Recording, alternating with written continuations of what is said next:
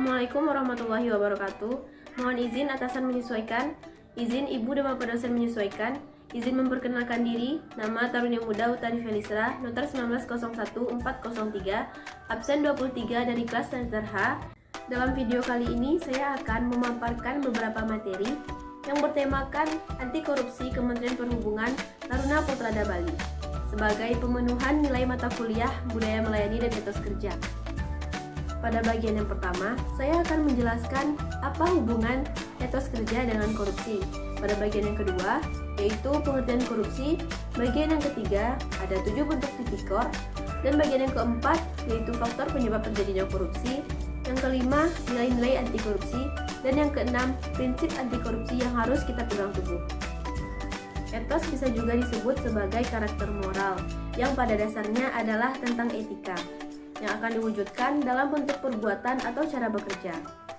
Dalam dunia pekerjaan, saat ini masih banyak oknum yang belum mengetahui betapa pentingnya etos kerja dalam dunia pekerjaan. Contohnya saja di negara Indonesia saat ini. Terbukti dengan adanya banyak korupsi yang terjadi di negara ini. Itu menandakan kondisi etos kerja di negara ini sangat memprihatinkan.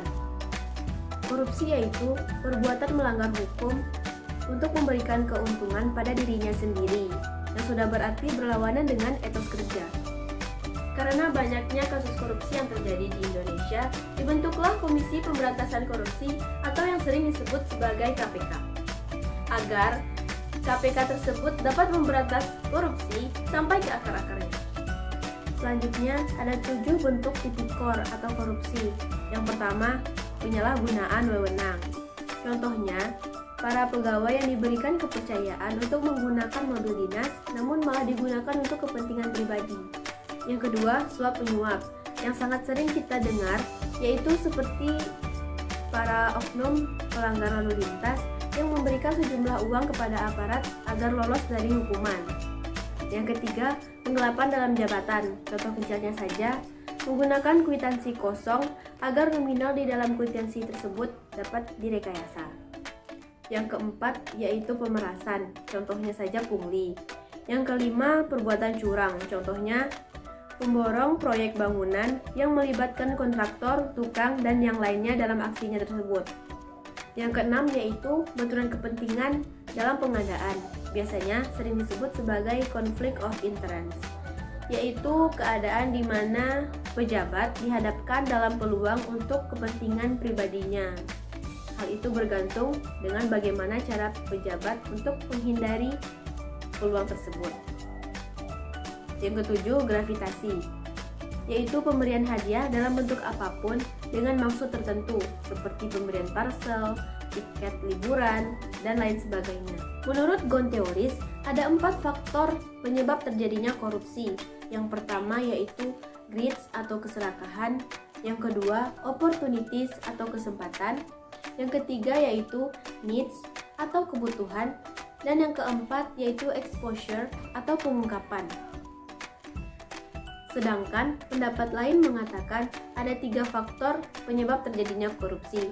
Yang pertama yaitu terpaksa, yang kedua yaitu memaksa, dan yang ketiga yaitu dipaksa. Selanjutnya ada beberapa nilai-nilai anti korupsi, yaitu jujur, tanggung jawab, berani, peduli, sederhana, mandiri, kerja keras, dan tentu saja disiplin. Selanjutnya, ada prinsip-prinsip anti korupsi. Dalam kehidupan, kita harus memiliki prinsip agar mencapai suatu tujuan. Begitupun dalam dunia bekerja, kita harus memegang teguh prinsip anti korupsi agar tidak terjerumus dalam tindakan korupsi seperti kasus-kasus yang sudah banyak terjadi.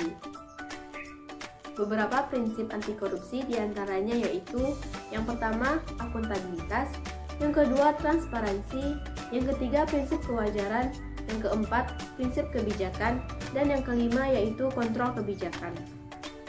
Pada masa sekarang ini, dalam penerapan prinsip-prinsip anti korupsi tersebut, dituntut adanya integritas, objektivitas, kejujuran, keterbukaan, tanggung gugat, dan meletakkan kepentingan publik di atas kepentingan individu. Oleh karena itu, kita sebagai generasi muda harus bersama-sama lebih aktif dan kritis dalam menghadapi masalah korupsi dan lebih termotivasi untuk terlibat dalam gerakan anti korupsi. Nah, dari pembahasan tersebut, semoga kita dapat termotivasi agar bergabung dalam gerakan anti korupsi. Assalamualaikum warahmatullahi wabarakatuh.